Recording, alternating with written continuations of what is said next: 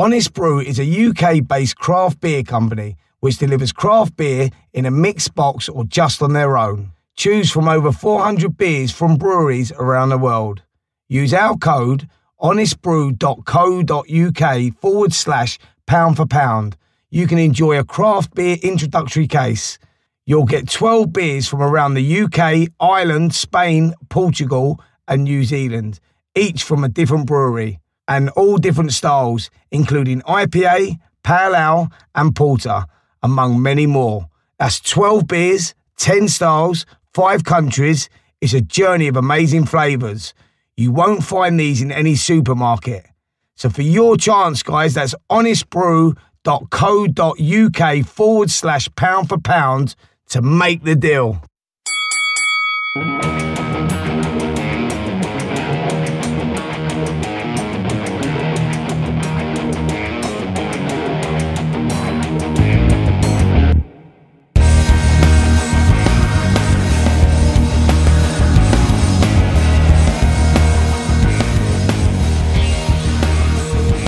Welcome to Pound for Pound, the #1 boxing podcast with me, Jake Wood, and him, Mr. Spencer Oliver. I can't get used to that intro. I know, it's different. It's the second week we've had it different. Yeah, I know. And then I'm waiting for you. I do like it though. I'm waiting for you to ask me this next question. How are you? I'm trying to think of something different. But fuck it, I can't. Yeah, I'm brilliant, mate. I'm really good. Yeah, I'm good, baby. Yeah, what do you want me to say? Well, no, I can't lie. Even if you weren't good, you wouldn't. No, I think I would. Huh? I think I would. Really? I'm sort of half looking forward to saying one time, yeah, I've had a bad week. But, oh, yeah? You're looking forward to it? Well, just because people laugh at, and I get a lot of comments, and I give the same answer every week. Yeah, but you're one of these characters who is always you always look on the positive. I'm a little bit upbeat. You know what I mean? Yeah. Yeah. So I know what we've been doing. We had a chat before we came on air and said, what have we been doing? Yeah. We've been doing something quite exciting about this announcement that we can't announce. Can we announce it yet? No. Oh, yeah, we had a good meeting. Not just a meeting. No, we had a thing, didn't we? Yeah. a little... a little. Yes. Yeah. Hey, why did you wink at me? Why did you wink at me when you done it? You got to wink when you go. I didn't look. Say again. Yeah, that's what I was doing. Yeah, we was doing in. Yeah. Over in. Yeah. Lambeth. Yeah. So yeah, that was good. There with a dolphin. Yeah. I'm looking forward to that actually. So the announcements. What are you looking forward to? Wait, the announcement. I know, we've done the old. And then, what? We've done the old. No, we've done that what? in Lambeth. Yeah, we've done that. That's done. But I'm looking forward to announcing it. Looking forward to the old... people knowing about it. No, we've done that. Yeah, we've done that. Yeah. You're looking forward to announcing it. Yeah, of course. People can see that. What it's all about. Yes, we know what that is about. Yeah, we do, but they don't. So they can see that. See what it's all about. They know what that is about, but we did that over in Lambeth. Yeah. So it's good. Yeah, it was good. Change your clothes. What did we do again? Change your clothes. Yeah. Yeah. At the Anyway, it was a good day. Yeah. So that's that was what we good. did. Are we announcing that next week? Are we announcing that next week? Don't know. I think so. Soon. I think it's next week. I think it's 24th. Yeah. Next week. Yeah. Wicked. So we will give that big announcement next week. What else we've been doing? Boxing with the Stars, mate. We've just been grafting on Boxing with the Stars. On that. So the amazing fights put together, aren't they? The shows are wicked. Amazing fights now. Big Dan Osborne's boxing George K. Explosive. Ben Jardine.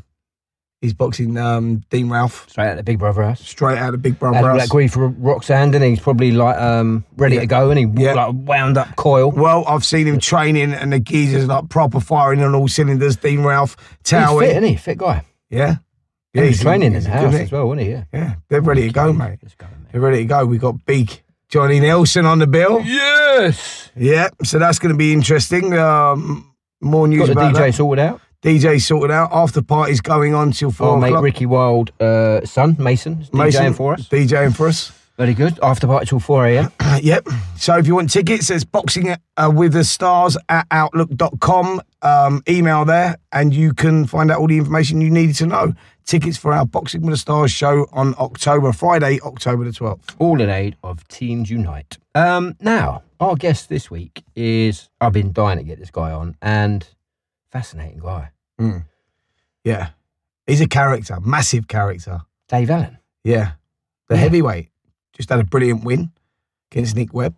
Yeah. Changed his career, turned his career around, really. I mean, he's always been the guy that's been stood in late notice jobs, boxing top heavyweights, and he is a talented guy. Yeah, he's naturally talented, isn't he? He's always, he's 14. He's got 14 wins, isn't he? 4 losses, 2 draws. He's always taken fights, it seems to me, on really late notice. Yeah. Like, really late. Like, he fought Dillian White, didn't he, back in 2016. He lost there. Then he fought Luis Ortiz. I think he took that fight on about a week's notice, something like that. Crazy, isn't it? The guy. Talk about rolling the dice. Yeah, he's got an unusual way about the way that he likes to do things, but massive character. He's fought for the Commonwealth title twice. Should have won that against Lenroy Thomas. Yeah. And then he had that big loss, didn't he, out in France to Tony Yoka. Yeah. Who was a great heavyweight. Yeah. Big Olympian. So obviously he's I don't know what people know about Dave Allen. He's had he's had his battles with depression over the years, isn't he? And gambling. Fascinating guy. He's he does a lot of stuff online. He was doing a podcast as well with our mate Dean Edwards, the White Rhino podcast. I think they did about 12 episodes. I think those episodes are still there. There's a great interview on there as well with Tyson Fury, and it's a fascinating podcast. I really, really enjoyed it, but they've not posted since about April. I think they were finding it hard just logistically to sort out. But Dave's someone that I've always listened to and enjoyed listening to online, or if I ever see an interview of his or anything like that, I'll always sit down and watch it because he's a fascinating character. Yeah, he certainly is, and not just yourself. I think there's a lot of interest. I've spoke to people, like, everyone knows that we do this podcast, and when I've mentioned Dave Allen's name, I'd be really excited to hear the interview. So, like myself, because I've never really had a proper chat with a guy. So I'm intrigued to see what makes him tick. Yeah, he's got a big fight coming up on the undercard, the Lewis Ritson undercard in Newcastle on the 13th of October. The opponent has not been announced yet, so we'll ask him about that, see if he can give us the inside track on that. And also, just to find out whether he's training or not. I mean, I know for his last fight, Nick Webb fight, he reckons he trained for 1 day. He had a week's notice, I think, 6 days. I think we need to get him on and ask him. Let's do it. Dave, how are you doing, mate? Yeah, good, thank you. Brilliant. You've had a busy day, haven't you? You're back in training, and you've got you're fighting on the undercard of Lewis Ritson on the 13th of October. Haven't announced the opponent yet, have they? No, I know who it is though. But obviously with Joshua Klitschko happening this week, they don't really care about who I'm fighting, so we've got to wait till next week. We care, Dave. Who are you fighting? We was hoping we get the exclusive here, Dave. What's going on? Some German fellow. He's not very good, to be fair, so that's why they're keeping it quiet as well.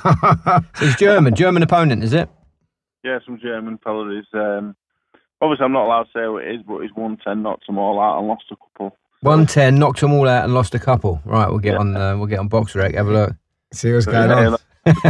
So listen, Dave, how's training going? Training's all right.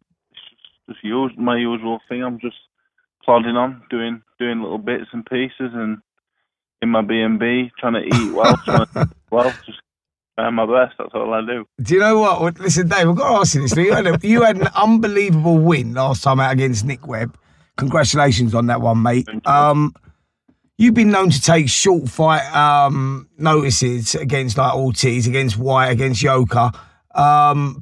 What was the secret behind the Nick Webb win? And are we going to see a more serious Dave Allen now? Well, the Nick Webb fight, I was as good as I was for the other fights, but Nick Webb's not as good as the other men that you mentioned. That's basically it. That's fair enough. Yeah, cool. Nick Webb wasn't as good as them. If you're around British level, I'll probably give you a good go and I'll probably beat you. If you're any better than that, and I'm not fit, you know. I haven't got a chance like the White, the Yoke, and the Ortiz fight shown. I won't even competitive in them fights. If you're not fit, you can't win with them kind of men, as you know. So, obviously, I always try my best. But the Nick Webb fight now has kind of turned it around, Joe. It's me now who's getting these dumplings from abroad to fight instead of me being the dumpling going abroad to get beat up. You took that. Sorry to interrupt there. You took that fight on short notice as well, didn't you? What was it? A week? Yeah, the Webb fight. It was all done and dusted 6 days before. So luckily, I didn't get a chance to train. That was nice. You didn't train for that fight at all?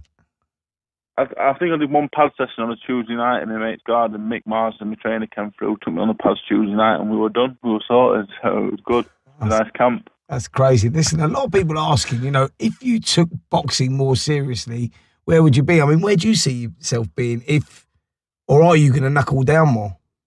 I do plan on taking it a bit more serious. Obviously, when that will be, I'm not quite sure yet. There's not a date been penciled in. But, you know, I'm trying. I'm a very complex individual. I'm struggle to put a normal week together in my day-to-day life. So training on top of that, mate, it's a bit difficult. But, you know, I've been training hard. I enjoy training. I love boxing. I love sparring. I love going on the pads. I love hitting the bag. I love all stuff like that. I don't enjoy running. I don't enjoy eating healthy food. I don't enjoy going to bed early and stuff like that. So, you know, so pretty much everything a boxer does, you don't like doing much of. Yeah, you know, obviously, and I do everything wrong. You know, I'm shagging like Max Brannan and that. You know. Oi. No, that's a fair comment, to be fair. No, obviously not the last one. I always wanted to say that, but no, just it's difficult. You know, most boxers are lying, say I'm doing this, I'm doing that, but I can't really lie. I just find it really difficult. So Dave, I mean, given that all in mind, what's your ambition in the sport? As Spencer touched on, what you know, where do you want to go with it? I mean, how far do you want to get? You know, I expect to win British and Commonwealth titles. I should already be the Commonwealth champion. Leroy Thomas should have beat him. You know, I let myself down there massively. This fight in Newcastle, you know, I wasn't going to box again for the rest of the year, but the fight came up. The bloke isn't very good. Hopefully it's for a belt, and I can't turn it down. I can't turn the fight down, so I took it. But I do, you know, I am knuckling down. I am training hard. You know, I've got a nutritionist on board now, sports psychologist, maybe most importantly. Yeah. So I anticipate and I expect to win. If I don't win a British and a Commonwealth title by the end of my career, I'll be very disappointed. To sit here and talk to you now and say I expect to be world champion when you've got the likes of Anthony Joshua, Tyson Fury, Deontay Wilder about, it's very difficult for me to sit here, be realistic and say with a straight face I'm going to be heavyweight champion of the world because they're exceptional fighters and they're probably much naturally bigger men than me. So, but I expect to win British Commonwealth titles, even though the British heavyweight division has probably never been better than it is now. So it is a difficult time. Yeah, you're right. It is the British heavyweight boxing scene at the moment. It's probably the best it's been, well, for as long as I can remember, really, for years. And your sort of name's just really popped up in that with the Nick Webb win.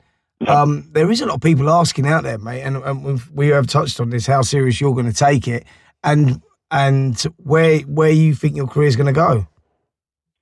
You know, obviously, I think my next fight, obviously, I know the next fight is that German fella that we cannot name.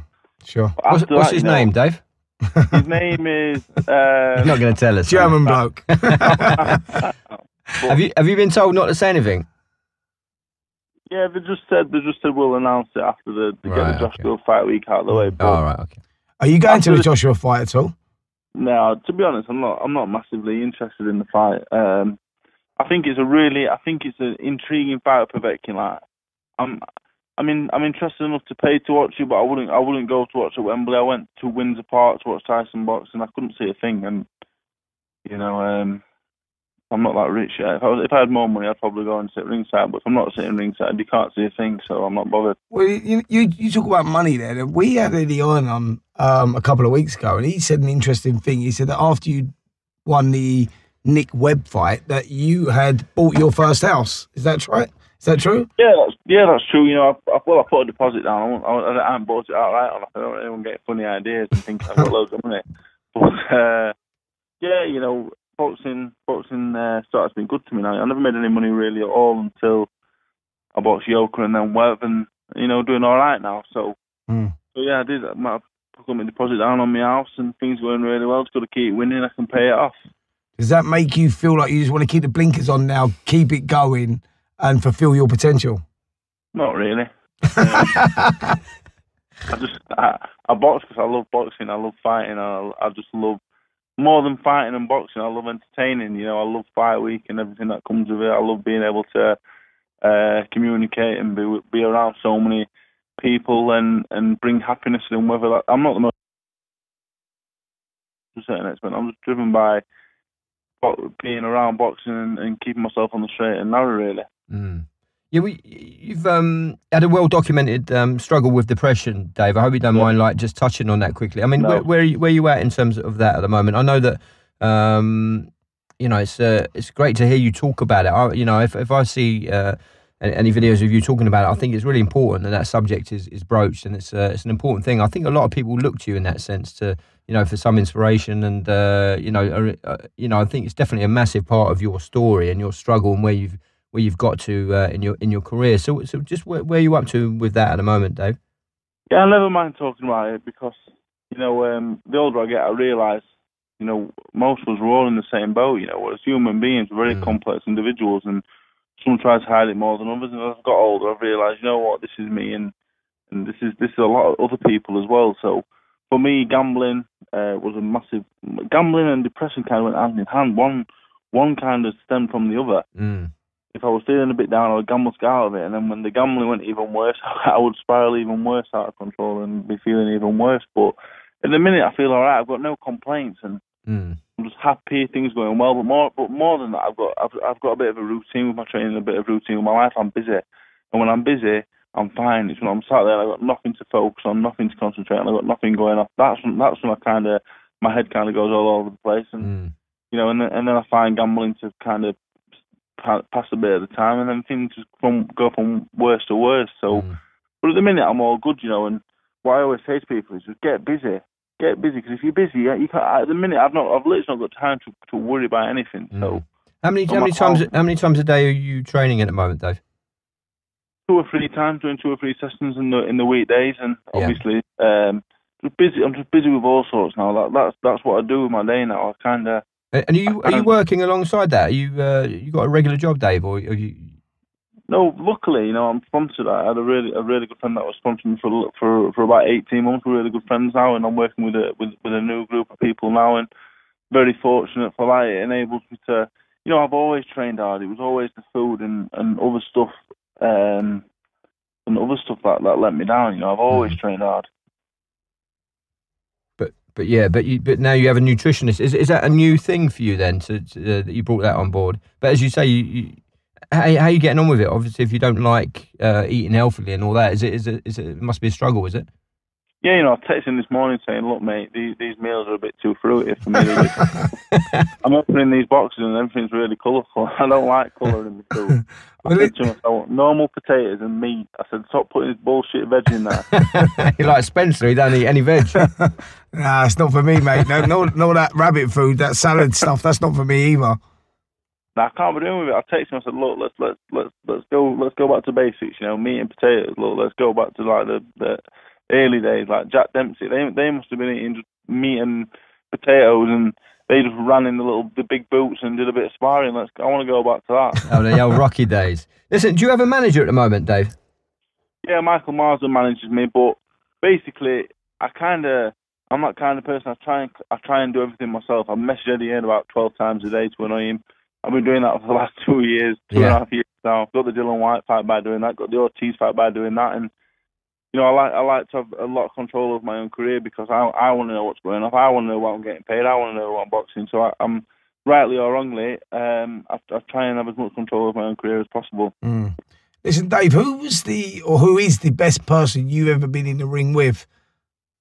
Tyson Fury all day for me. Right. I think he's exceptionally talented. I think he's probably the most talented. I dare say he's one of the most talented fighters in the world. Anyway, I think he's fantastic. The time out of the ring, I personally hope the fight doesn't come off. So I want him to have the best chance of beating him because at his best, Tyson Fury is the best heavyweight in the world. I've sparred Klitschko, I've sparred Joshua. I sparred other world champions. Clinton Woods, I sparred as a younger kid when I was about 18, 19. I sparred Clinton, he was exceptional.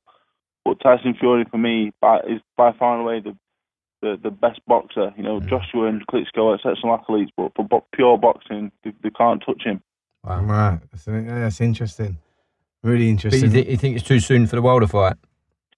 No, I think Tyson will find a way to win, but if you when you go into these big fights in boxing, you know, as I found out, and you've got to be 100% ready. And if you're anything less than that, at them kinds of levels, you'll get found out. You get found out in a bad way. And I just know how good Tyson can be. So I want to give himself the best chance of winning these fights because he only get one chance at it. Yeah, sure. Dave, have you ever fought at cruiserweight? Yeah, as an amateur I did. Yeah, I was a cruiserweight all through my amateur. Well, I had 10 fights. I met you, Spencer. Actually, the first time I met you was the Boys Club's final in Harlow Dog Track. Oh right, yeah, I remember that. And I was 14 stone 4 then. I was only a slim kid, so I've massively outgrown it. People like to wind me up and tell me you can still make cruiserweight, David, but them days are long gone now. Yeah, yeah, because there's a lot of people that ask that question, don't they? You see it a lot on Twitter and stuff, and a lot of people ask, could you make cruiserweight? I suppose you just answered that question. Yeah, they were serious at first, but now they're just doing it to wind me up. So, Listen, Dave, who's your best friend in boxing? My best friend in boxing is probably my manager, Michael Marsden. We're pretty close. As far as boxers go, you're quite friendly with Tyson, aren't you? Tyson Fury. Yeah, I think the world of Tyson Fury. I think, you know, I am biased. People say you're very biased towards him, but I am. You know, I see a lot of myself in him. I think he's a great fella, but obviously that sounds very big-headed after saying that. But yeah, Tyson. I'm a big fan of Tyson. In terms of boxers, you know, I train on my own. Like, me and Mick just train together. There's other kids in the gym, Darren Tetley and Tom Young and a few others. But in terms of who I spend the most time, probably Mick Marsden. We spend nearly every day together, hours together. So I'd have to say him.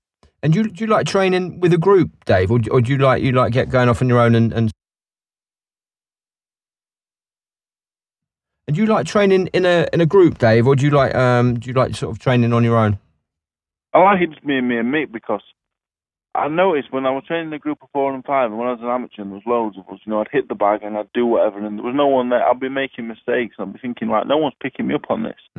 You know, and I'd see other kids making mistakes. I go down to amateur gyms now and show my face, and I see kids hitting bags and stuff, and I just think you're making loads of mistakes, and there's only one coach for every 10 kids. So I go in with Mick and I say, look, I just want me and you will just do the pads, and if I hit the bag, he's there watching me. He'll be there. He'll say, look, you're dropping your left hand. You need to move your head. Let's throw these shots. I'm working more because he's watching. I've got to work the whole time. So I go for the runs we do as a group, circuits we do as a group, weights I won't do on my own. But in terms of pure boxing, I like it just with me and the coach so he can see what I'm doing. Yeah, I mean, he's got great experience, Mick, and he's been around so long. He's been involved with a lot of good fighters. I mean, you must learn a lot from him.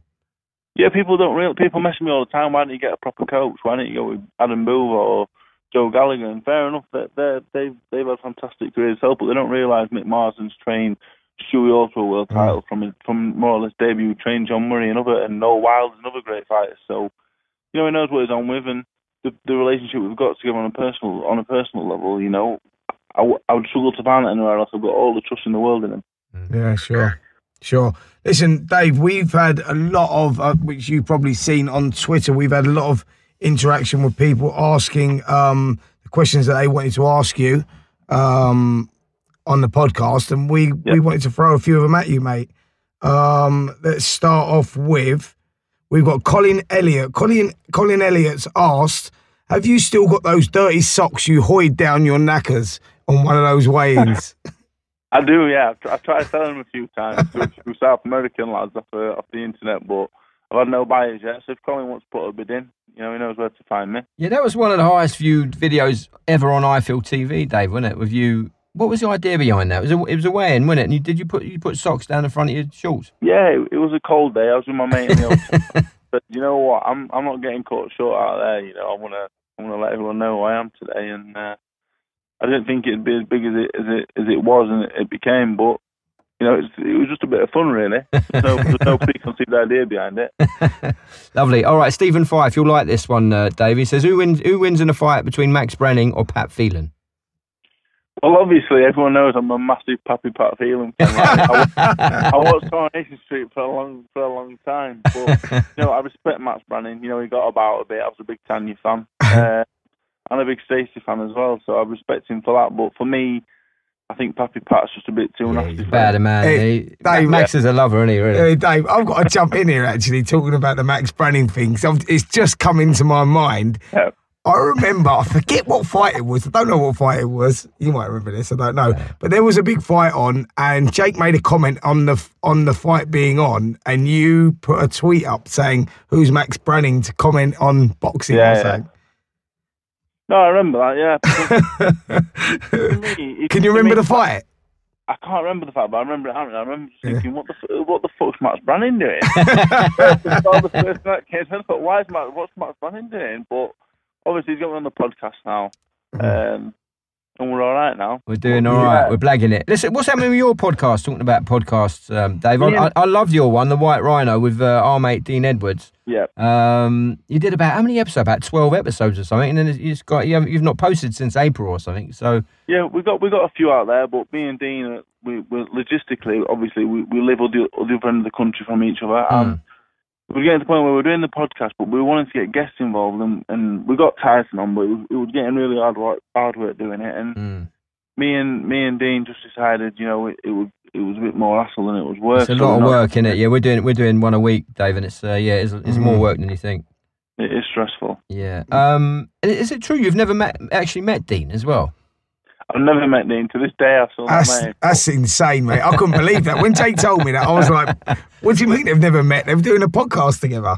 That's well weird. We're like the best friends that I've never met. That's great. Crazy, mate. Listen, I've got another one here from Paul Farmer. Paul Farmer asks, would Dave rather win a British title or have a cameo on the bill? If they bring the bill back, I expect to get a role on there somewhere. But, I said the British title because I think I could get a slot on the bill, through winning that. So I'd go for the British title. Do you know what? It's like, I think this is the first time when we've put these questions out to ask people questions on Twitter that we can ask them. I have just said to Jake, I've just seen so many insane ones coming in, people asking just the most ridiculous questions. What's that say? Why are they asking so many stupid questions to ask you about all sorts, anything but boxing?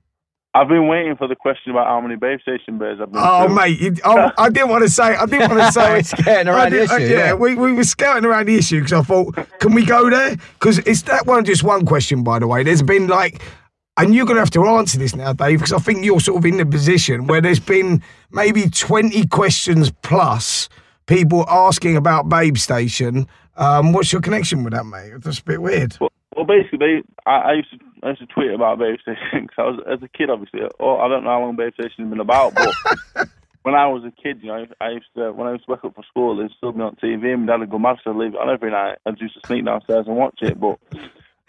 So I was tweeting that, and Babe Station got in touch and was like, come down to the studio. I went down to the studio, I met all the girls, had a good sniff of all the beds, a good lay in all the beds. So yeah, me and Babe Station and the Babe Station girls, we're all one tight knit. I wouldn't say family because that wouldn't be that'd be a bit disgusting, really. Are you still in touch with a few of the girls? I'm in touch with all the girls and all the people behind the scenes at Babe Station. We're all one happy family. I keep saying family, but that's the most disgusting thing ever. Oh, I'm glad you cleared that up for us, mate, because I often see a regular pattern coming with these tweets. So let's move on to something a little bit better. Ben Giffo says, "What was your proudest moment in boxing so far?" Probably. Beating Nick Webb was probably the moment that would stand out. But I beat the French heavyweight champion in my 8th fight, I think, and I'd only had 10 amateur fights, so I was very proud that I beat him. That was probably the victory that stands out in my mind, where I was thinking, yeah, you know what, that's when I thought I can make something out of boxing. I won the national amateur title as an amateur. That was great and whatever, but probably beating the French champion, that was the moment where I thought, you know what, I can do something with boxing. I was really happy with that one. Do you ever wish you'd had a longer amateur career, Dave? You turned pro in 2012 at the age of 20. As you say, you won the Yorkshire ABAs. You did all right, didn't you? Didn't you get offered a place on the GB boxing team as well? Yeah, with the development squad. And looking back, 100% that's something I wish I would have done. But I didn't do it, and things have worked out. Things have worked out really well in the end. So I don't have no regrets, but I do wish I would have stayed on there a bit longer. What happened? You just got an offer for a fight, did you? Well, I was. The development squad. It was like £4,800 a year, basically. And I turned pro thinking I was going to make a fortune. And the first year as a pro, I probably made less than £4,800 that year. So. Do you know what? I had a similar situation. I was just boxing the Commonwealth Games. I picked up a silver at the Commonwealth Games and come back, and I was only like 18 years of age at the time, and I got an offer that I thought I couldn't refuse. This was back in the 90s for £800 a month to turn pro. £800 a month. Wait for this. So at the time, I was getting like nothing, no money at all. So I just thought this was a fortune. And this was in 1994, and in 96 was the Olympics. And I stupidly chose to turn pro in 94. And the kids that I'd beaten went on to win silver medals in the Olympics. And I just wonder if things would have been slightly different because I was sort of fast-tracked a little bit and I moved on and my career was sort of done by... But yeah, sometimes you make those choices, don't you? When you're an amateur, you get offered little things and you make the choices to turn pro, maybe sometimes too soon. Yeah, I think over the years, there'll be thousands of the same story, and some work out and some don't. But I don't regret it. I don't regret looking at it now. Well, listen, I think you've got definitely a massive future ahead of you, mate. If you get your head down, I think that you could be in the mix with the top British heavyweights in the country without a doubt. And if you don't achieve that British Longsdale belt, you would have underachieved.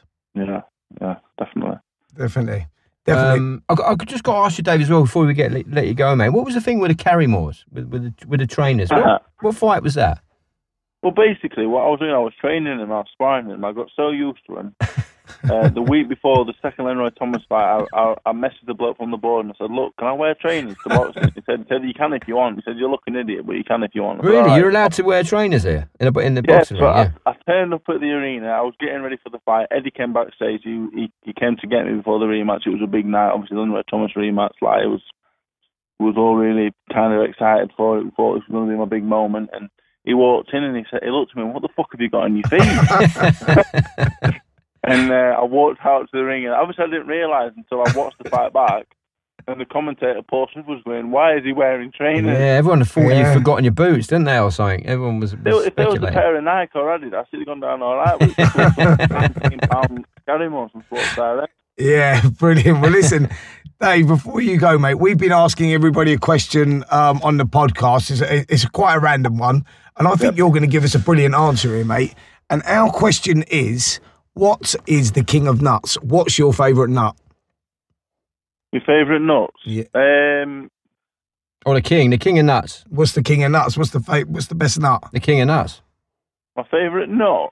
It don't have to be your favourite. It's the king. It's the king of nuts. What's the king of nuts? I mean, is it the pistachio? Is it the walnut? I'm going to go for the cashew. Cashew? Yeah. Yeah. What type of cashew though? We going for the salted one or the honey roasted or? A salted cashew. Oh, really? Keep it classy and just not talk about these nuts and just go for cashew. Well, listen, Eddie Hearn liked a cashew as well, so you're in good company there, Dave. Classy men, aren't we? Yeah. You don't like the pistachio, though, no? I don't know what pistachio is. It's the one in the shell, the little fiddly one. I ain't got time for shells. I just like to eat them. It's brilliant, mate. Listen, Dave, thanks for coming on the show, mate. Good luck on 13th of October against the German with, what'd you say, 10 wins and 2 losses? And 1 draw. And 1 draw. In Germany. Okay. That's 10 wins and 3 losses on the 13th, yeah? Yeah, that's the one. You got it, mate. Well, listen, we really appreciate your time, buddy. And, good speaking to you. Thanks a lot for having me on. Cheers. Yeah, cheers. God bless, mate. Bye. Wow. Now, listen, I can say, without any shadow of a doubt, that's one of the most fascinating characters not only in British boxing, in world boxing, I'll say. I believe so, yeah. I mean, I've never, in my days, and I've come across a lot of people in boxing, a lot of people, that some people don't really want to train, some people do want to train, some people are obsessed about it, some people not really in love with the sport, but they all do it. But, I mean, he just, it was just the weirdest thing there for me with Dave, because it seems like it's not really in love with the sport. Mm. Don't like living the life. Don't like eating the food. Does a little bit of pad work in the back garden. I mean, what's all that about? Yeah. But I will point out the guy is very talented. Yeah, I mean that's the thing, isn't it? Like undoubtedly, Dave has got a lot of natural talent, isn't he? And if he is only having one pad session and then going out and beating fighters at the O2, clearly he's naturally talented. But I mean, for me, it's about sacrifice, isn't it? I think if you want to achieve great things in any walk of life, there's certain things you have to sacrifice, and I think it just sounds like he's not willing to give up on those things. And as he said himself, he's a complicated guy. Yeah, I think he's just unsure of how committed he wants to be in the sport. But he is a really fascinating guy, and I'm not slagging him off at all because I love the geezer, and I think what he's achieved so far is great, especially for somebody that doesn't really commit himself that much to the sport. I mean, it's strange though, isn't it, to get yourself in that position where suddenly you've got an opportunity and you can push yourself on. He's got the knockout against Nick Webb. I mean, he is training, isn't he? So he's training 3 times a day and he needs that focus. But he said 3 times a week, didn't he? No, 3 times a day. Did he say 3 times a day? Yeah. Yeah, so, I mean... I'm sort of... Yeah. It was just a really, really, a fascinating... That's what I'm going to say. It was a fascinating interview. Yeah, because it's unlike any other boxer I've ever met or spoken to or you hear speak, because they're all driven, aren't they? Yeah. By and large, and they want to achieve this, I want to go there, I want to win this, I want to win that. He seems he's just such a laid-back character. It's unreal, but he's a funny guy, isn't he? Yeah. Definitely a funny guy. I mean, I'm hoping that he goes on to bigger and better things. We get him on again, because I just found that really fascinating. Great guy. Yeah, I mean, and as you say, always fascinating to see him fight. Yeah. Because you never know what's going to happen, do you? Well, I'm looking forward to the 13th with the German guy. Yeah.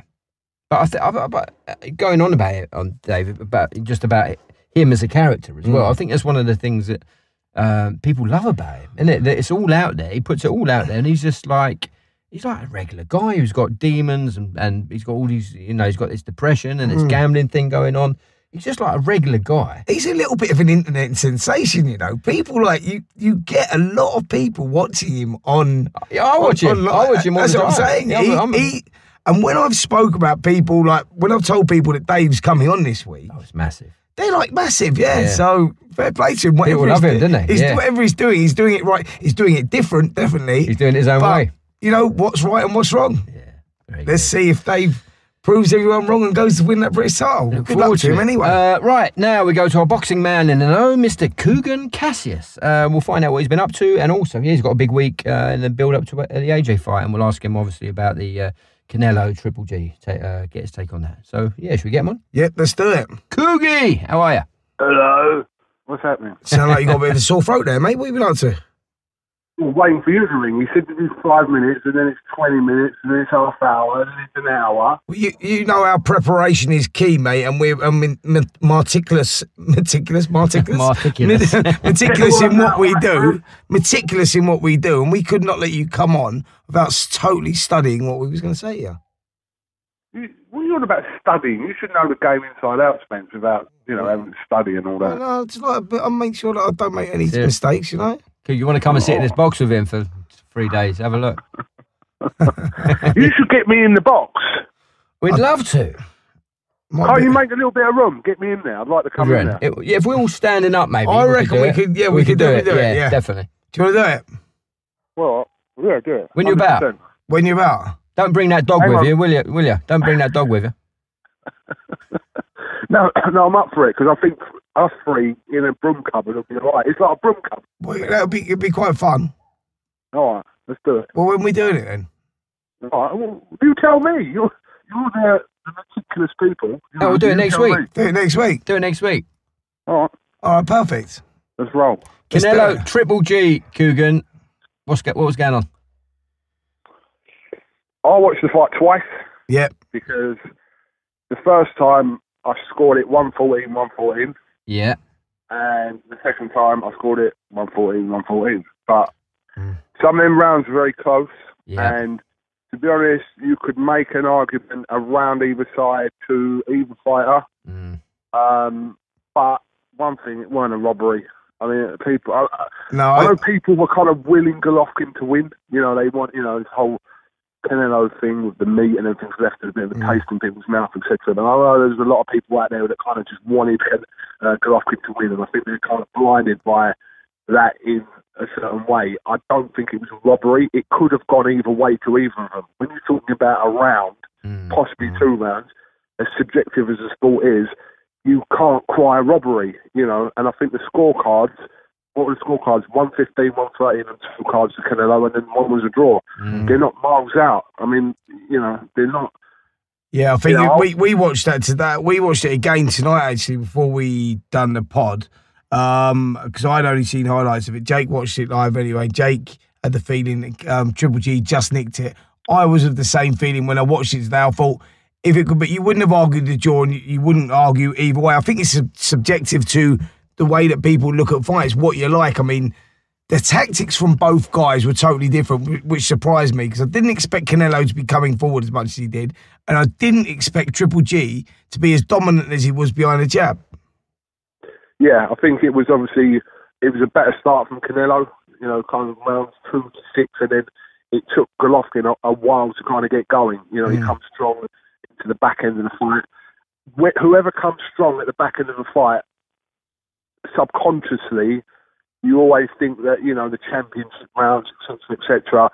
But, if boxing, is judged on a scoring system, and it's like, we're saying a round or 2 rounds, blah, blah, but every round. And that's why that fight, really, if you really wanted to make an honest assessment of it, I would have said to anyone to have watched it again. Yeah. Because some of them rounds were very difficult to score, and it was just, it could have been just a little bit better work from someone who, it depends what you're looking for in it. I think either way, it wasn't miles out. I think the more eye-catching shots were definitely Canelo, weren't they? The big hooks and the big shots. But for me, Triple G was jabbing away and he was catching him all night. So, for my mind, if they're scoring punches, which they are, they're point-scoring punches, then for me, Triple G just nicked it. But I mean, I think whatever the fight was, I think if just looking at the fight, forget whatever the result was, I think the fight as a spectacle was brilliant. I thought both of them fought a great fight, and it was a shame, really, that it could quite easily have been a draw. And I think we need to see the trilogy. It was as close as the first one for me, if not closer than the first one. For me, Triple G won the first one by 2 or 3 rounds. This one I thought was closer. I think we need to see it again, Coog. I'm not convinced we need to see that again, if I'm being honest. Listen, I'm not doubting that. Listen, both fights were very good fights, and that second one was brilliant. But I don't know. I don't know personally whether it's like the need. Why would Canelo want to fight Golovkin again? He's like I said. He's like off the two fights they've had, he's won 1 and drawn 1. It's like, all right, Golovkin wins. Does that mean there's a fourth? What? I think we know what. This is the best thing. As good as the fight is, we know what to expect from the fight. We know that these two in there, it's never ever going to be a pull fight or a dull fight. You know what you're getting with these two. I'm just not convinced that I personally want to see a third one.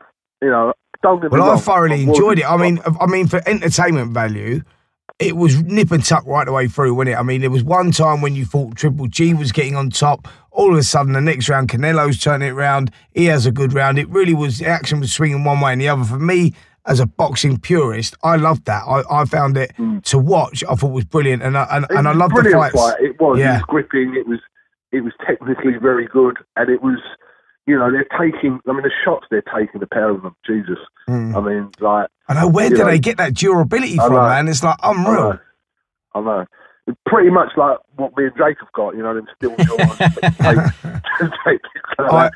That's it. Am I ever going to see that? Am I ever going to see the sparring session between Jake Wood, a.k.a. Max Franning, and the Coogie Bear? Smash him to bits. Jake knows as well. He's been telling me otherwise, mate. I was just saying. He said he don't reckon you're made of the same stuff as him, Coogie. All right, I'll tell you what. We'll spar. Whoever wins. Right, whoever wins, gets replaced on the show. So if you do what I do, Dave, you do the little half cool. I wouldn't want to lose you off the show. I don't know. He'd let you No, win. I'll take your place. He'd let you win. Me and Spencer will do it. You can have the half-hour slot. The half-hour slot. It's brilliant. No, but look, I'm not. Listen, don't get me wrong. I'm not hating on the fight. I'm just saying from like, you know, what do we really sort of came apart? Listen, don't get me wrong. The fight, we know we're going to get if it was a third fight, and I'd watch it and I'd pay for it. Yeah, of course. Et I just think it's like, if you're Canelo now, it's like the Golovkin saga to Canelo is kind of done. Golovkin might be thinking otherwise. You know, he obviously thought he won the first fight. He probably thinks he won the second fight as well. So there's an argument definitely for both fights there for Triple G. I think that because I thought he definitely won the first fight, and the second fight I thought he nicked as well. And I think most people at ringside at Triple G, didn't they? I know listen, it was a split opinion. You know, I look at Adam Booth, I was looking at, you know, following his Twitter as well, and he's a guy that kind of knows the game. And I always kind of I'm interested to know Adam's kind of opinion on stuff. And sometimes when there's been robberies, and not saying the other day was a robbery, but I'm saying when these scorecards have been wild, and Adam Booth has kind of gone with the other person, and he can explain exactly why. And he had Canelo win that fight as well. But like I said, either way, it's not a robbery. A robbery is if the card, and it's usually the cards that reflect the robbery. If the cards were like 5 rounds in it, 6 rounds, then people scream robbery because of the cards. But it doesn't change the outcome of the fight. Yeah, 114, 114 on one of the cards. Yeah, it says it all night long, doesn't it? 115, 113. I think that's was the two. Yeah, was the two. Cards fair scoring. Therefore, fair scoring, subjective scoring, isn't it? I mean, yeah. But listen, it's interesting. It's interesting to see what the pair of them do now, especially Golovkin, because Canelo is talking about possibly going to fight David Lemieux, who obviously beat Spike O'Sullivan in a round the other day, which was not very nice to see, like from a Spike point of view. But he might go and fight Lemieux now. I mean, why don't you go and fight Billy Joe Saunders? Obviously, Billy Joe Saunders got a hard fight on Andrade coming up, but you know, why won't Canelo go and fight Billy Joe? You know, that makes more sense because he's got 2 of the belts now. Billy Joe's got 1. Obviously, they're fighting. Danny Jacobs is fighting for 1. Go and make the Billy Joe fight. If he comes from Andrade, obviously. Yeah, but that'll be interesting. That raise Billy Joe's stock even more in the States, and I think that fight then possibly could happen. Yeah, I think so. I think, listen, it's quite a tough fight. It's ain't a given for Billy Joe and Demetrius Andrade. Yeah. But, you know, if he does come through it, you know, I was talking to Billy Joe the other day after the fight, and he says to me he's not really interested in the belts anymore, you know, like unifying and getting all the belts. I think it's so difficult when one person has 3 and one has 1, but now one person has 2 and then the other one's split with a vacant belt and Billy Joe's got 1, and it's hard to kind of get everyone in place for, you know, to kind of be like an undisputed champion of the weight. Well, that's interesting you say that, because obviously the big fight we've got Saturday night, Anthony Joshua versus Povetkin. AJ versus Povetkin, yeah. That is the scenario that you're just talking about. AJ obviously wants all the belts, so he's boxing Povetkin in what we see as a really difficult fight. Yeah, because Povetkin's a mandatory, isn't he? Yeah, because he's the mandatory. So AJ didn't want to give up the belt, so he's taking the fight. Do you think it's an unnecessary risk for AJ before he gets Fury or Wilder? No, because listen, they don't want to give up any belts. Yeah, sure. You know, they've worked hard to kind of collect the belts, as you know, over the last 2 years since Charles Martin and then Klitschko and Joseph Parker. They've worked very hard to manoeuvre themselves, like Hearn and Joshua's team, to manoeuvre themselves into the position to get all the belts. So now there is kind of a missing jigsaw, which is incidentally held by Deontay Wilder. And look, that's what I'm talking about. One's got 1 and one's got 3, right? And we're talking heavyweights here as well. It's like, you know, the fight was close to happening. It's not anymore. Fury fighting Wilder. Whether it happens in April or not, who knows? There's so much that can happen between now and April. It's such a long time away in that, where boxing's changing every day. I don't know if that fight will happen. Listen, Kugan, is there any noise being made about Fury Wilder? Do you want to know a little bit of gossip? Yeah, yes, please. Hold on. Before you do that, is it an exclusive? It is, because I'll tell you why it's exclusive. The problem is, when's your podcast going out? Wednesday morning. Tomorrow morning? Wednesday. Wednesday. Well, the news will probably be out then, because I'm just about to put an interview I did with Frank Warren out. So I spoke to Frank today, and they're announcing, I think they'll announce this week, in the middle of the Joshua fight week. Nice. Of course. And a press conference on Monday in London. Wow. So, in the words of Frank Warren, it's on. It's on. It's on. So, press conference happening on Monday in London. So it's all been signed, is it, Coog, as far as you understand? As far as I know, everything's been done. And like I said, they're just ironing out, like I said, the little loose ends, blah, blah, blah. But as far as I know, everything's been done, and they will announce that fight this week. Well, let's hope they don't announce it before Wednesday. Let's hope they don't announce it before Wednesday, Coogie Bear. Well, hopefully not. Then it is kind of a little bit of a thing. But Monday is the press conference. I think they're going to go on a little tour around kind of America as well. Wow. Promoting the fight that same week. You could put that on pay-per-view, that the build-up to the Fury-Wilder fight. I'd pay for that. I mean, yeah. I thought you was going to say they're going to go on a little tour around Wembley Stadium then. They could do. They should get a bus, right? Fury should get on they could get that bus that George Groves came into Wembley with. Yeah. It's got to be lying around somewhere, innit? That bus with a megaphone and just put the fight out. They could go on the Duck Tours bus. Do you remember the Duck Tours bus? Yeah. Was you allowed on them, Spence? I went on them just before they stopped doing them now, haven't they? No. Yeah, but I had fun on them, mate. I've been about a bit, Coogie. Been on the old duck bus. But yeah, sort of that fight expected to be announced this week. We're assuming for December. So sounds good. Big news, Coog. Massive news. Yeah, I mean, it's taken a while to get to this point, isn't it? What do you think the hold-up was?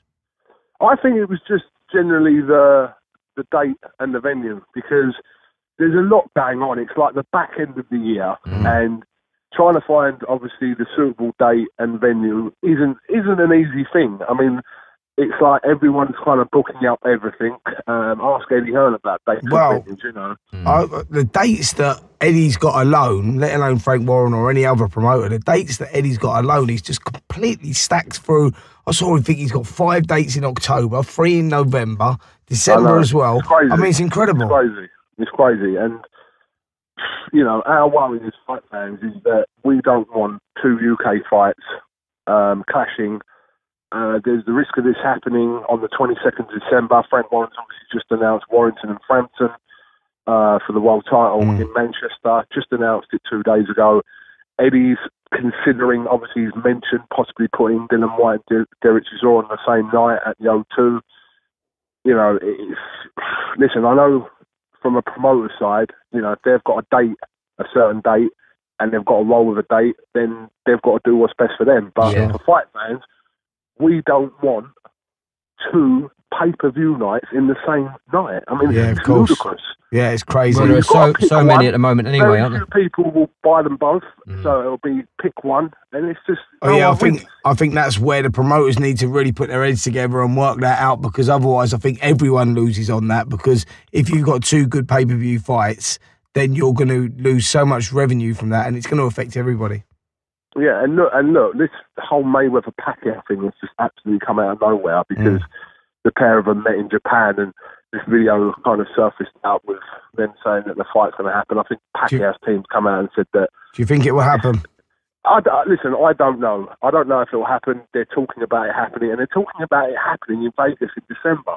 Yeah. Now, the dates that I've seen, whether it's true or not, I don't know, but are kind of the 1st and the 8th. And I spoke to Frank today about it. I said, like, because it's Showtime as well, I said, they obviously wouldn't put the same night as Fury Wilder if it winds up on one of them 2 dates, but do they do 2 pay-per-views back-to-back, 1 week after another? I mean, yeah. Crazy, isn't it? It's getting stacked up. I don't think it's going to affect anything, but you've got to ask it, because that's the dates they're talking about for that Mayweather Pacquiao if it's to happen. And do you still think there's an appetite for that fight? No. I'm with you on that one, by the way. No. Totally with you. I think the Pacquiao... Yeah, well past their prime, isn't they? Yeah, I mean, in his day was phenomenal, but well past his prime. Mayweather's coming back for one reason only. People will pay to see that, won't they? Just because they're Of course two they sort of will. legends of the sport, aren't they? Yeah, listen, they would, and I'd watch it, and you two would watch it as well. Yeah, Listen, I'm absolutely. not saying that, but the first fight they had was 5 years too late, and I don't think we saw kind of, you know, it was a routine. It seemed a routine win for Mayweather, you know. And now we're talking about 2-3 years after them having another one. I mean, look, I'm not saying they shouldn't have it, and I'm not saying I wouldn't watch it. I'm just saying, is there a need for it?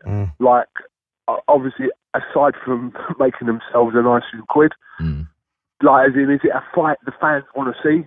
I don't know. I don't know. If you put a poll out and say, do you really want to see this fight? Do the majority of the boxing fans say, yes, actually, yeah, we want to see that again? Are we going to see anything different? You know, we're talking about... I don't think we are, but I think we're still going to pay to see it.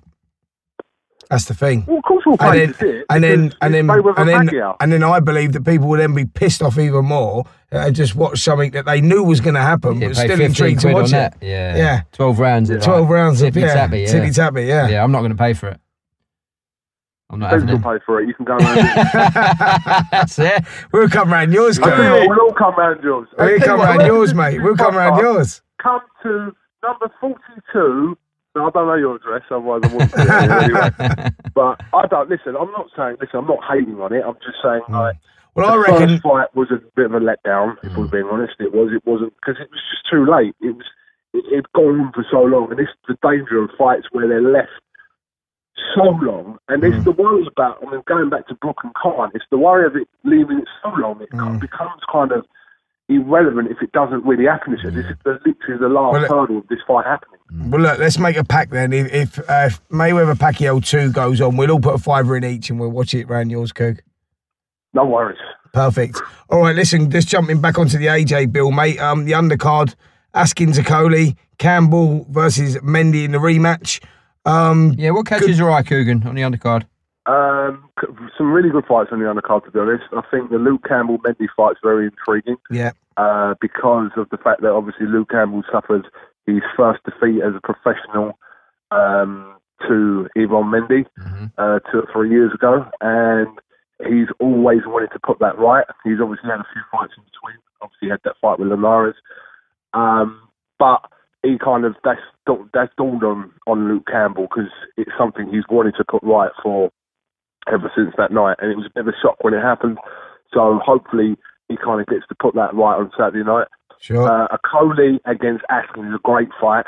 A lot of people kind of backing Askin, Matty Askin for this as well. You know, very seasoned cruiserweight, can punch, and you know, experience-wise on a different level to Akoli, if that means anything. But Akoli's kind of the out of that kind of up-and-coming generation of fighters and cruiserweights, he's kind of the one that, you know, after his last 2 wins against Chamberlain and Watkin, he's one that's been talked about. It's an interesting fight. I think it's his biggest test to date, Coog. Yeah, I would say. Yeah, I would say so. I think, you know, the Chamberlain fight, he come through that. It wasn't the best fight in the world, but you know, he done what he had to do to get the win. He blew out Luke Watkins, who's a very good fighter, Luke Watkins, and I think that, you know, people don't kind of get that misunderstood about Luke Watkins. He's a very, very good fighter, and he blew him out, you know, in a 2 or 3 rounds. But this is, I would say that this is his biggest test to date, because Askin's not a mug at all, and this will be quite an interesting scrap for the British cruiserweight title. Yeah. What else we got on the bill, mate? Any other exciting fights? We got David Price. Yes, Big David's been announced. Yeah, so he's boxing the Russian guy that's had 12-0 with 9 KOs. Don't know his name. Is it a good fight, though? Hang on, I thought you done everything all meticulously. And well, listen, Russian guy's good enough for me, mate. Right, Sergei Kuzmin. Yeah, that's what I said that, didn't I? You did, yeah. Yeah, 12-0, 9 KOs. That's it. I had the record right. Yeah. That makes a change for me. But we don't know loads about him. I think, you know, there's a couple of names the other day that he boxed that kind of we're aware of, Amir Mansour and Malcolm Tan. Aside from that, like I said, we don't know too much about him.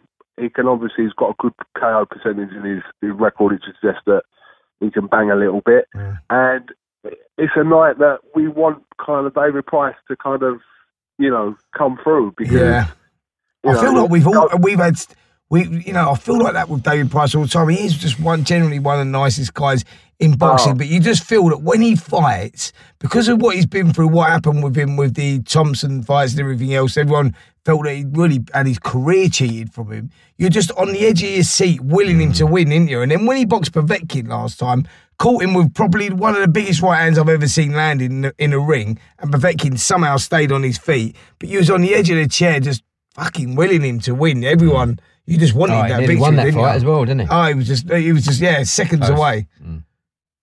Well, look, listen, that was...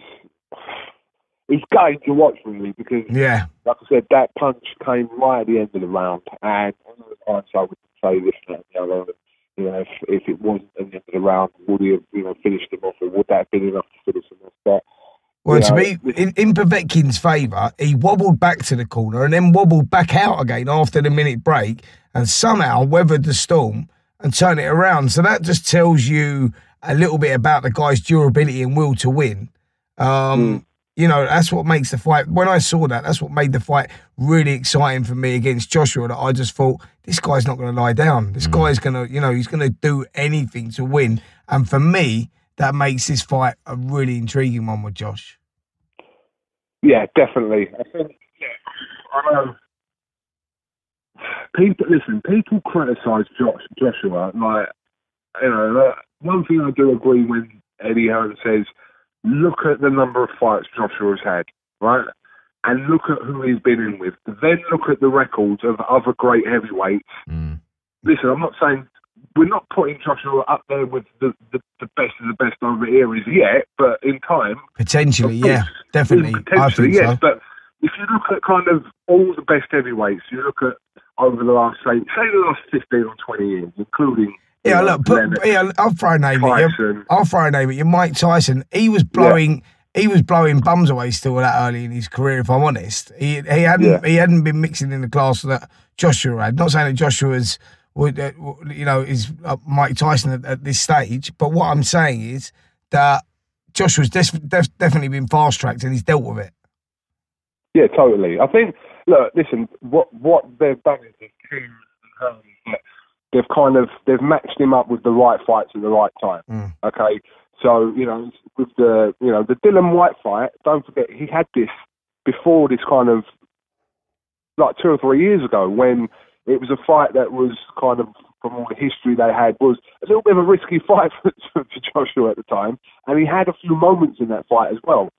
But then from then, like I said, they've just seized on opportunity, with the vacant belts, obviously, with what happened with Fury, getting the IBF shot, first of all, Charles Martin. Yeah, it's like a perfect storm, isn't it? Yeah, they've just, like I said, they've matched. And listen, I know people kind of say, look, a monkey could have promoted Joshua, but that might be true. But at the same time, I don't think that is to be fair. Done. No, listen, it still needs to be done. No, he's been well managed, I think, Kugan. I think very well managed, didn't we?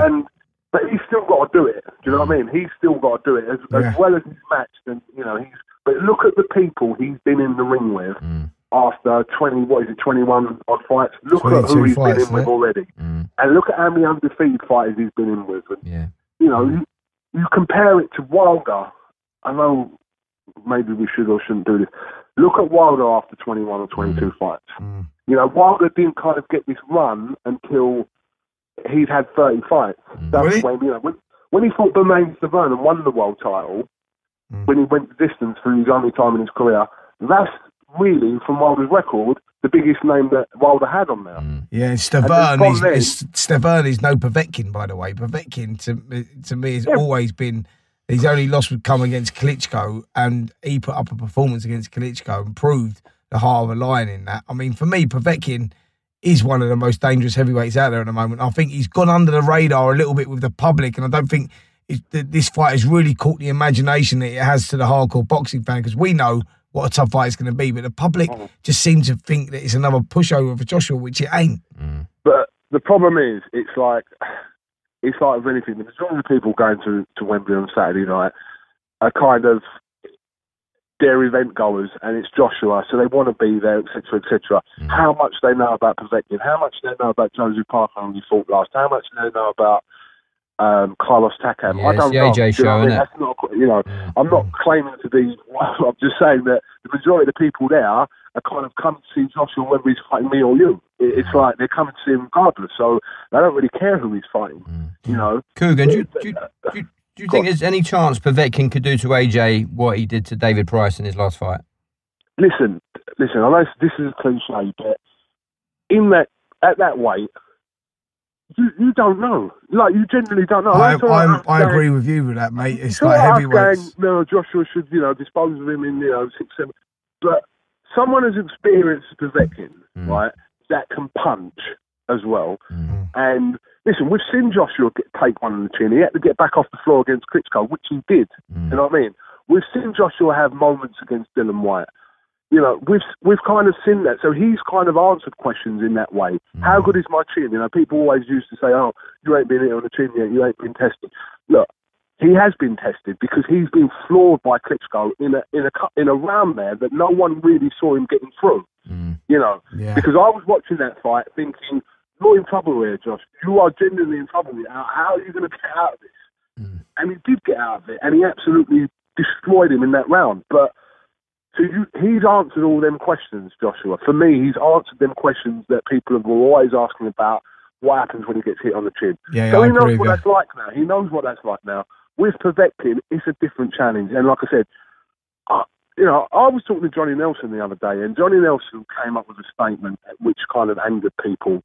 He said that he thinks that Povetkin's a harder fight than Wilder. Now, as much as I think that this is more than a test for Joshua, you can't just call it a test. This is a bit more than a test, if you ask me. I don't see it as a harder fight than Deontay Wilder, but Johnny Nelson kind of, rattled a few people, I think including Tyson Fury as well, by saying that this is a harder fight than Wilder. I definitely think it is up there with as hard as Wilder. I think that I just think that I've been listening to what's been going on around the country, not just with the boxing experts, but more with the casual fan. And everybody's wrote Povetkin off, and I know how serious a test it is. And I think that this guy is up there as one of, if not the hardest opponent to date for Anthony Joshua. I think he's probably the hardest to date. With Ring Magazine, correct me if I'm wrong, but I think he's ranked 3rd. You're right. In the heavyweights with Ring Magazine, right? Yeah. No, I'm not saying, listen, records and stats and blah, blah, blah. If you take any notice of that, take some notice of Ring Magazine, their stat. This ain't, like I said, this ain't Eric Molina. No disrespect to Eric Molina, but this isn't Eric Molina or Dominic Brazil when he fought Joshua was an undefeated, up and coming kind of. Do you know what I mean? That kind of situation. But he's not that. This is a tougher test than all of them. Do you know what I mean? It's like, is it a tougher test than Klitschko? I don't know. We'll have to see how the fight pans out. But Klitschko's the hardest fight. Joshua would say that he's had probably the most entertaining fight Joshua's been in so far to date. Joseph Parker, that fight there, first time Joshua had gone the distance with anyone. But Joseph Parker is one of them, we've spoken about it, tough mofos that, it's very difficult to kind of break down, as Dillian Whyte found out. But Dillian Whyte was the first one to ever drop Joseph Parker in a fight. But I think people get on his case a little bit too much, Joshua, about stuff. I think if you just really break it down to what he's achieved in his career since he's turned pro, I think it's... he's got 3 belts after 21, 22 fights. Listen, regardless of whatever, he still had to fight someone for him. He wasn't given any of the belts. He still had to beat Charles Martin and Klitschko and Joseph Parker to get the belts. Well, I think one thing we can guarantee on Saturday night is fireworks. I think stylistically, these two gel beautifully, and I think it's going to be explosive. I think that we could see a lot of dramas. Yes, Joshua's going to start the favourite, but Povetkin's got his own ideas, and I'm really looking forward to it, mate. Looking forward to Saturday night and looking forward to catching up with you afterwards, buddy. Yeah, are you not hanging around? What are you doing? You coming? You both coming? Of course we're coming, mate. I'm not Coog. I think Spencer's there in the Royal Box. I'm in the Royal Box, mate. I'm in the Royal Box. Why are you there, Max? Why? What are you talking about, Max? Why are you there, Max? What are you smoking there? Huh? What are you smoking? Well, listen, can I ask you a question? You can ask me anything you like. Right, listen. Keep it clean. When you find out that your wife has slept with your brother? When does Max find out that his wife has slept with his brother? I don't know if he will find out, mate. You don't normally find them sort of things out on EastEnders, You're mate. asking for another exclusive. Them secrets always remain secrets. But what a dog! What a dog old Jack Branning is, getting in bed with your missus. Oh, look, they've all been at it over the years, haven't they? I just think it's the Branning family, mate. They love each other, they hate each other, don't they? Yeah, they're sort of... that's what makes them compelling viewing. Yeah, I'm right up to date on my EastEnders. Right up. He's looking ripped, isn't he, Scott Maslin? Yeah, he come on the other day, man. Come on, right? He come out, right, with your old missus, right, Rainey. And I was looking and thinking, you know what, he's in very, very good shape. Yeah, he's been smashing it at the gym. Coogie, I'm going to give you a couple of exclusives as well. One, I know Rainey listens to this podcast. I know that. I know that for a fact. Tanya Franks listens to only because I know that only because Jake told me that. Yeah, she's a big fan podcast. So there you go. There's one. Listen, if Tanya, if you're listening to this, my darling, I'm glad they brought you back because you're far more interesting than the other character, your old wife, even though she was a great actress as well, Jo Joyner. Yeah. Tanya, but this one's got a little bit more. You never know what's going to happen with her. She could turn into a crackhead. She's trouble. So. Yeah. That surrounds you, that old trouble, Kugan, doesn't it? That old trouble surrounds you, mate. So once you listen to that, and I'll give you another exclusive and all. Go on. Jake was working out hard at the moment as well. Watch this space, that's all I'm saying. What Jack Brandon style? What, Scott's giving me his... he's giving me the details, mate. I'm working hard. And I'm telling you, he's grafting, mate. So I think we might see a new Max Branning popping up soon. Really? And Max Branning looks like he's all pumped up. Who's there left on the square for you to sleep with anyway, Brandon? Doc Cotton, he ain't to sleep with her, is he? That's his mother-in-law. What are you talking about? Yeah, what happens in EastEnders. You've got no morals. Max Branning has got the morals of a can of... No, he's married now. What are you talking about? He's changed, isn't he, Kugan? Shit. He's got no morals. Slept with your son's missus. I mean, come on. If you do that, you can do anything. Crazy. This isn't a slur on Jake Wood. Funny. I sent out a tweet the other day. It was my wife's birthday last week. I sent out a tweet saying, we've been together 23 years, still going strong. Yeah, people would tweet at me like what's going on? You're a cheat. Yeah, why are you still with him and all that? It's like ridiculous. People watch the program and think of it as real life, don't they? Crazy. Do you know what? Can I just say one thing, right? I did one episode on Holby City years ago, right? Where I was a heroin dealer, right? There's a guy's insurance, and my name was Robbie Calm, right? One episode, heroin dealer. When it aired, I went into my local, right? Yeah. And I won't mention her name. This girl comes up to me, a little bit drunk. She goes, "Yeah, Kugan, come here." I was like, "What?" She's like, "Look, I watched you on the telly the other day." I said, "Yeah." She said, "On Holby City." I went, "Yeah." She went, "Have you got anything?" I went, "No, I swear to God, this is on." Wow. Oh, it's powerful, man. Have you got anything? I went, "So-and-so." I said, "Are you being serious? Is this like, that's a TV program?" Wow. Yeah, wow. Yeah, but have you got anything? Like, because I saw you on the... And I was baffled by it. Crazy people out there, mate. Absolutely mental. Crazy people. Well, Coog, it's been fun, mate, as always. Can't wait to catch up next week. Are you coming in the box then? He's got proper tickets. What are you talking about? No, I'm talking about this box. This box. Oh, the box. Yeah, you're coming next week. Coming next week. You're coming over to... in your box? Yeah. Well, not my box, but in this... yeah. Do you know what? Let me have a conversation with you off. Yeah, let's do it off. Yeah. Right. But listen, we'll do a bit of dinner and all that. We'll have a drink, we'll have a bit of dinner, and then we'll record the pod. Yeah. Next week, I'm actually going off to Jeddah for the Super Series final. Oh, of course you are. Arabia. All right. So I don't know what day I'm leaving for that yet. And you don't know what day you're coming back. All right, perfect. Well, let's have a chat off air, and hopefully you can come over here and we'll do a little standing session in here. It'll be fun. Why can't you record it Monday night?